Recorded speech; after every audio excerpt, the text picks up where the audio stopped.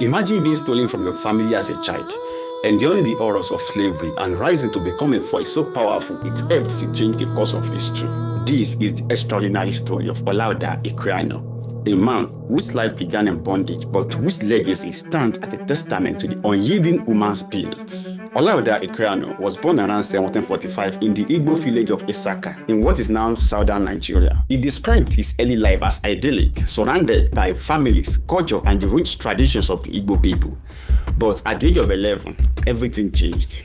While left alone with his sister to watch over their family home, local raiders kidnapped them.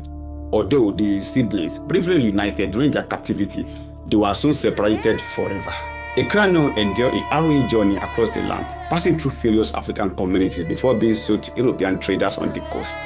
He was packed onto a slave ship bound for the Americas. The journey, now infamous as the Middle Passage, subjected him and over 240 other captives to horrific conditions, cramped spaces, disease, and constant fear. Once in the Americas, Equiano was sold to Michael Pascal, a British naval officer. Pascal renamed him Gustavus Vasa after a 16th century Swedish king.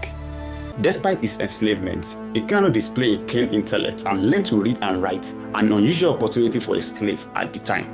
As Pascal valet, he accompanied him during the 7 Years' War, witnessing key battles like the Siege of Lisbon in 1758 and the Battle of Lagos in 1759. This is not to be confused with Lagos, Nigeria.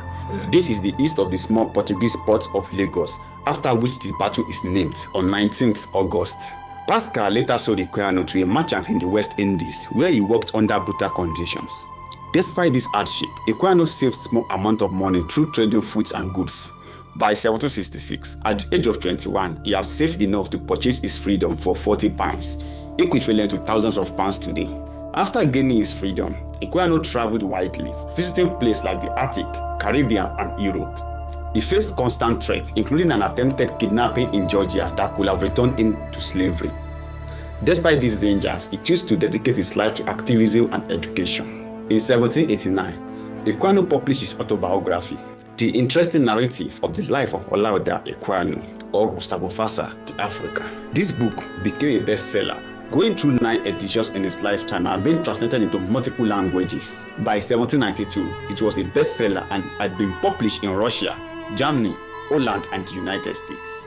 It was one of the first widely read accounts of slavery written by a free African, vividly detailing the horrors of slavery, the brutality of the Middle Passage, and the inhumanity of the transatlantic slave trade. Equiano's book had an enormous impact, fueling the growing abolitionist movement in Britain, Europe, and the United States. His vivid description and literary skill shocked readers, exposing the grim realities of slavery to those who had turned a blind eye. Equiano became a prominent member of the Sons of Africa, a group of freed Africans who campaigned tirelessly against the slave trade. He traveled across Britain, delivering powerful speeches and petitioning parliaments. His efforts were instrumental in influencing public opinion and policy, contributing to the passage of the Slave Trade Act of 1807, which abolished the transatlantic slave trade in the British Empire.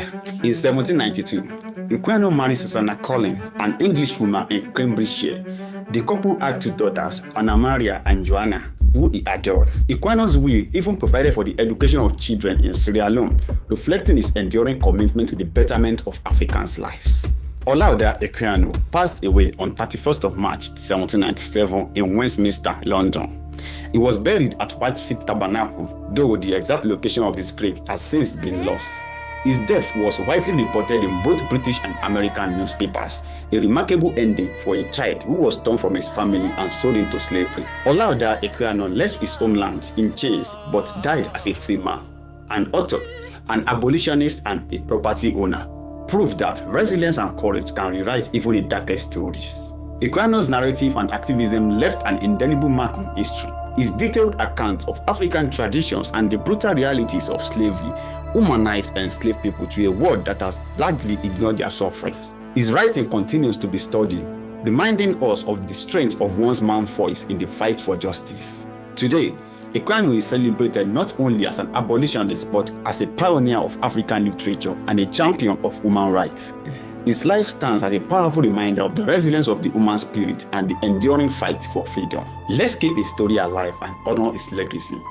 If you enjoy Olaudah Equiano stories, let me hear your view in the comment section and kindly subscribe, like, comment and share to celebrate more heroes from our history.